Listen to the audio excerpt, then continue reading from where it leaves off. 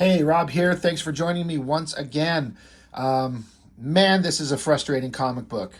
Like top to bottom, front to back, inside and out, everything about it is extremely frustrating. Why? Well, Savage Dragon issue 13. I've done the Savage Dragon miniseries. Um, I believe I've said, I know that I've said the Savage Dragon was far and away the best comic book series to come out of the Image era when they first started. Eric Larson absolutely had a very clear understanding of who and what his character was, the kind of books he wanted to do, and he executed it perfectly. No one had as good and a clear a vision as he did. Um, so what is the big deal with this? Well, if you're a fan of the era and Image Comics, you know what happened with this. This doesn't anywhere say Eric Larson. It's Choi, Lee, Bennett. They did a thing that was kind of an interesting idea that was kind of somewhat successful, I guess I would say, is where all the original Image artists, the founding fathers, they all swapped books. One artist would go draw another guy's book for one issue. So Jim Lee came along to draw Savage Dragon. Now, at first, when I first heard that idea, I was like, Savage Dragon is my favorite comic book coming out of Image Comics. And Jim Lee had been my favorite artist for years, years and years. All the way from the Wolverine Punisher African saga through the Uncanny X-Men to the regular X-Men series that he started. It wasn't until they started at Image and he started doing Wildcats that I had to it took me a while to admit it, but whatever it was that changed about Jim Lee's art, I was starting to not like it as much. Something was lost. Technically, he does everything kind of the same. Big, powerful figures and hot girls and vicious looking bad guys and detailed backgrounds, and it's all there, but something just changed. I don't know what it is, exactly how to put it, but it just started getting so uninteresting. And I think a lot of it has to do with the subject material, the subject matter, the material that he's working on. I loved him on X-Men and Wildcats. I would think that it's kind of okay. It's fine. I kept kind of telling myself, it's fine. But Jim Lee on Dragon, I mean, fuck yeah. And man, does it turn out to be just a monumental exercise in the creatives on this book not having the slightest fucking clue what the book was about or what made it work or why it was good. Now, I'm not going to blame Jim Lee on that completely. I'm going to blame like the worst writer in comics, Brandon Choi.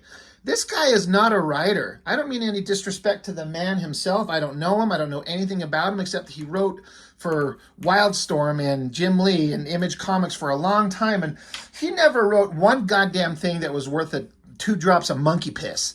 Like, never. It's just the most cliche bullshit nonsense you've ever read in your life. So God, it's so frustrating. I get more frustrated the more I talk about it because Savage Dragon was so goddamn good. I kind of wanted to use the phrase, it's simple. And I don't mean to imply that it's simple as in it's brain dead or for kids or stupid.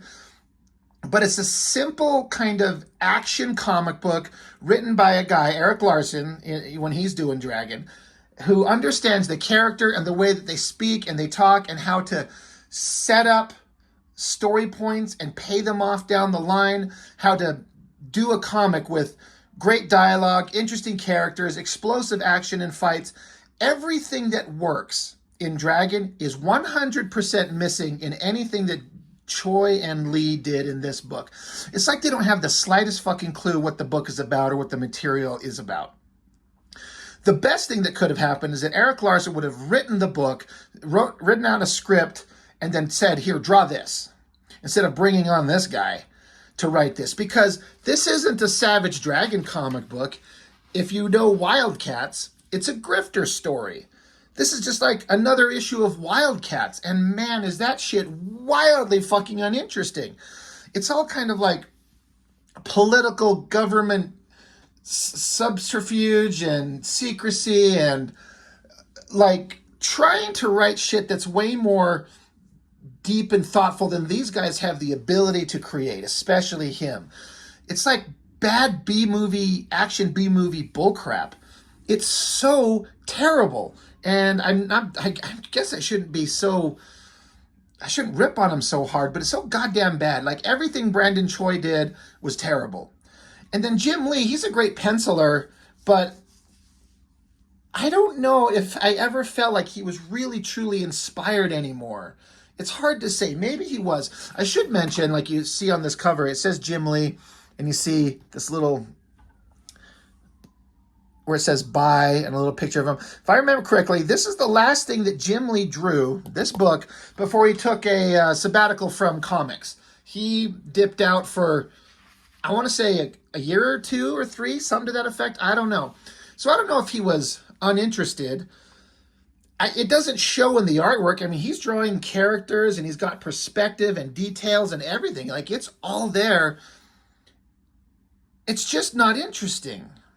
And it would be, I would love to see an Eric Larson written. And in fact, Eric Larson should write it and then do like the layouts and then hand it to Jim Lee and say, hey, motherfucker, draw this. Hey, Mr. 8 million copies sold of X-Men, draw my story for Dragon. And we're going to make it look badass. It's going to be amazing. Another thing that's different, this is kind of for the artists and creatives out there. This guy, Richard Bennett, does most of the inks on this book. You got Scott Williams doing page 7, 17, and 18. And Scott Williams is like the guy who inks 98% of everything Jim Lee does. But for whatever reason, they brought in a couple of guys. But this Richard Bennett, and he adds a whole shitload of extra detail when it comes to the inking stage, which I actually don't mind. It gives it a different look that's, you know, it's different from the norm you see with the Jim Lee and the Scott Williams.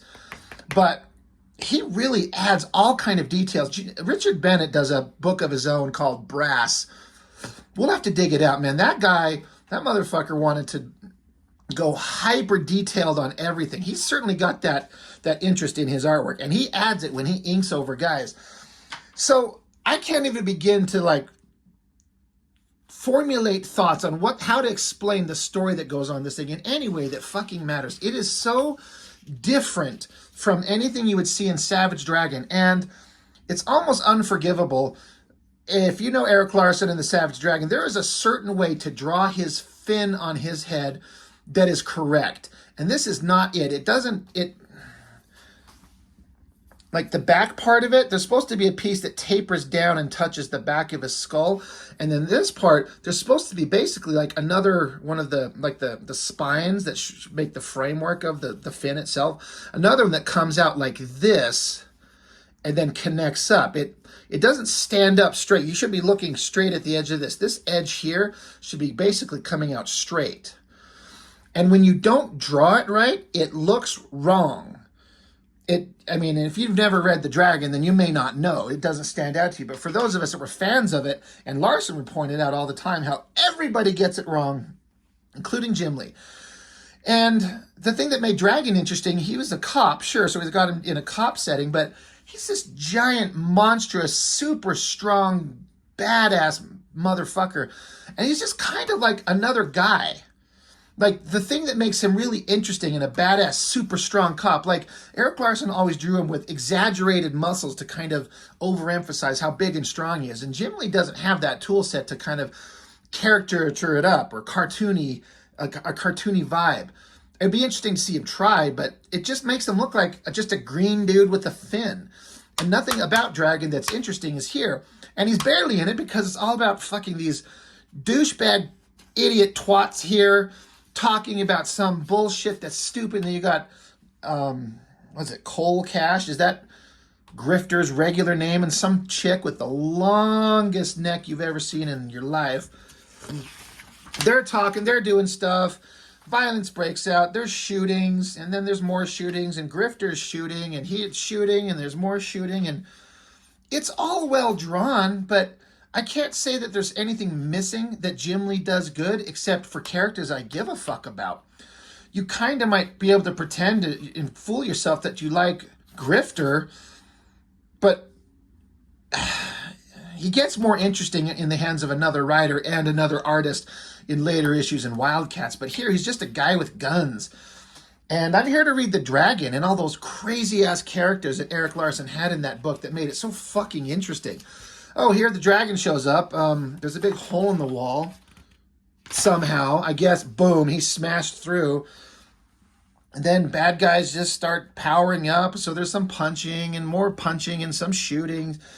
I mean, this doesn't come across as the Savage Dragon at all. It just feels so uninspired and boring.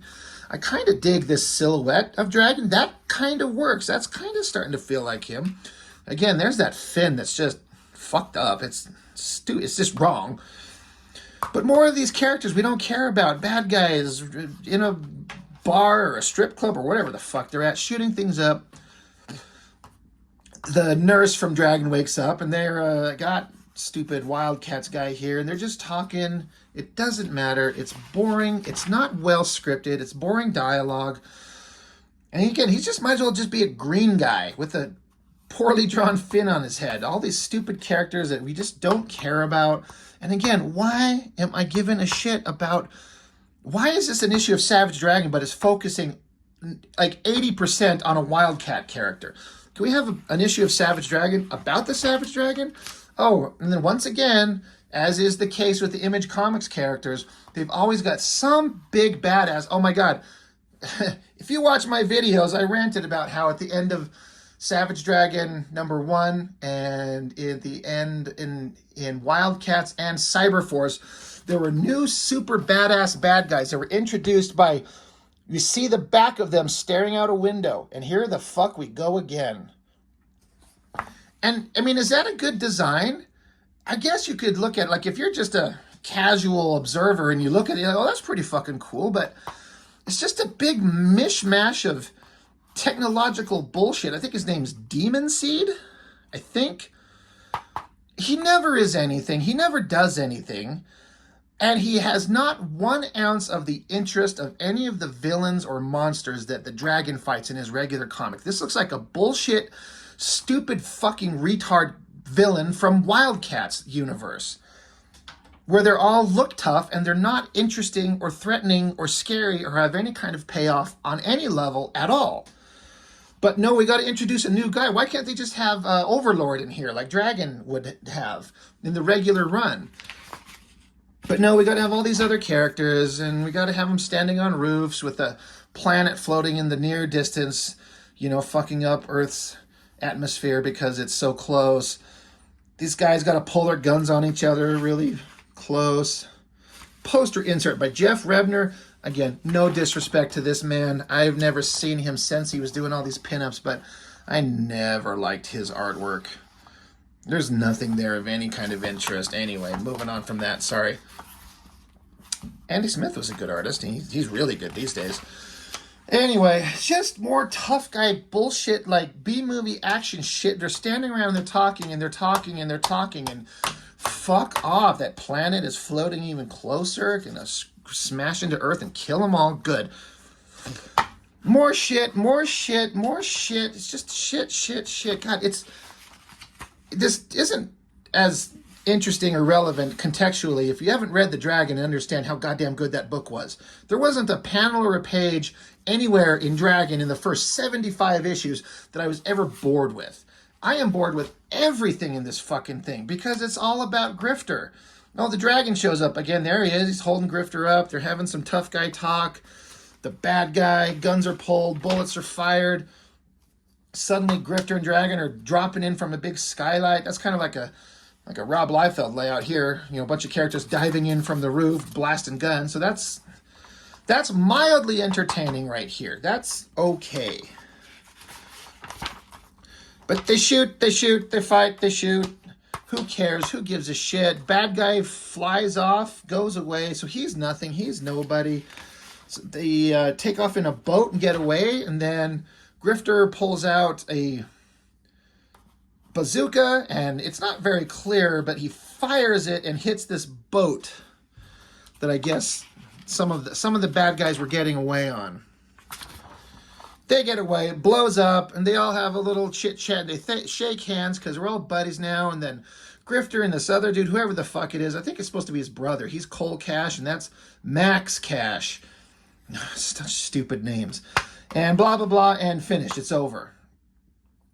I could not tell you how disappointed in this goddamn book. I was so excited to get it. Jim Lee's drawing Savage Dragon. Like, that's not a bad cover. He's kind of got the fin right there. I wonder if he drew everything first and then figure out how he fucked it up and then got it correct.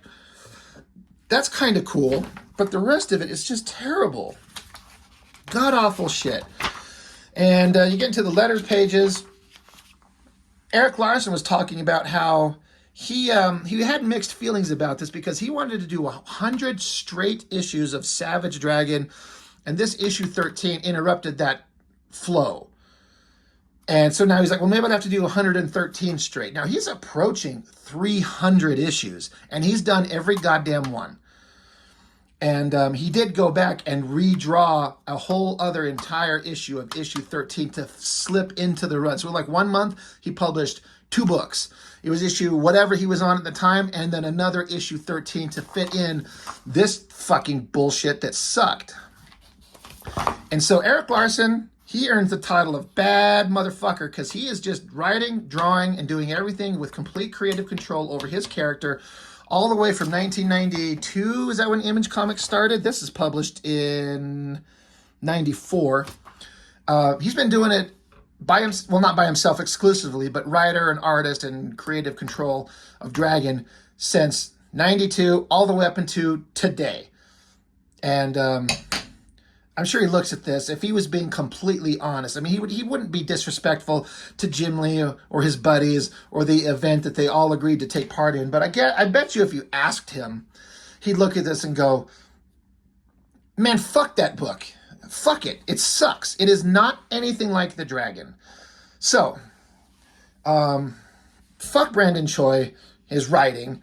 Jim Lee, I loved his work all the way up through X-Men, but the interest just started falling off with the Wildcats, and it just died here. And for the longest time, it wasn't even that interesting.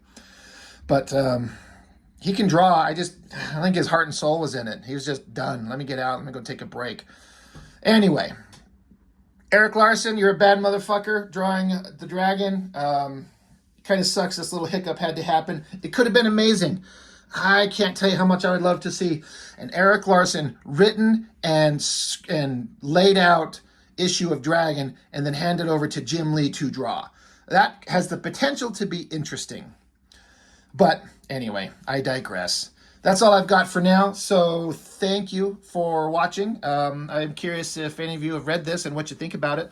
Let me know. I'd be very curious to hear your thoughts on it. And that's all I got for now. So thank you. See you next time.